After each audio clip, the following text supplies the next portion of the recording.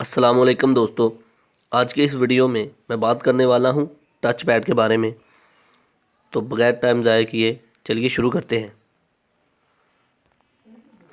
Touch pad अक्सर हमारे laptop में हमें नज़र आता है, नोटबुक कंप्यूटर्स में देखने को मिलता है, जहां पर अपनी फिंगर की वजह से हम फिंगर की मदद से हम मूवमेंट करते रहते हैं और कर्सर को स्क्रीन पर हम कंट्रोल करते रहते हैं। जैसे जिस तरह हम अपनी फिंगर को रोटेट करते रहेंगे, उसी तरह हमारा कर्सर भी रोटेट होता रहेगा, मूवमेंट होती रहेगी।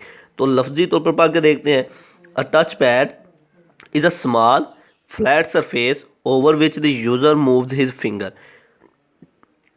छोटा फ्लैट सरफेस होता है जिसके ऊपर यूज़र जो है अपनी फिंगर को मूव करता है। The movement of the finger moves the cursor on the screen. जैसे जैसे हम अपनी फिंगर को मूव करते रहते हैं, उसी तरह स्क्रीन के ऊपर जो कर्सर है वो भी मूव होता रहता है। मूवमेंट कर्सर की भी होती रहती है ऐसे ही। It is also called track pad. Touch pad को ट्रैक पैड भी कहा जाता है। A touch pad has one or more button near it. These button work like mouse button. Touch pad के भी दो या ज़्यादा बटन होते हैं, बिल्कुल माउस के बटन की तरह। जिस तरह हम माउस की मदद से कर्सर को रोटेट करते रहते हैं, माउस की मदद से लेफ़्ट क्लिक राइट क्लिक करते रहते हैं, बिल्कुल टच पैड पे भी इसी तरह हम कर्सर को मूवमेंट भी कर सकते हैं और राइट क्लिक और लेफ़्ट क्लिक भी कर सकते हैं। Touch pad commonly used with notebook computer.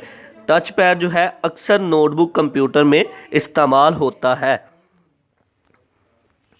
और अगर हम डायग्राम की बात करें तो आप देख सकते हैं कि ये हमारा टच पैड है जो हमारे अक्सर लैपटॉप कंप्यूटर्स में देखने को मिलता है। तो हम इसके ऊपर अपने फिंगर्स को रोटेट करते रहते हैं और साथ लेफ़्ट और राइट क्लिक भी करते रहते हैं, ये इसके साथ जो बटन बने हुए हैं इनकी बदौलत।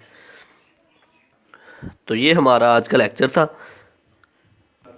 आई होप कि आप लोगों को मेरी ये वीडियो पसंद आई होगी। Like this video, share this video and comment below this video if you have any question. Thanks for watching. Subscribe focus group. अल्लाह हाफिज़।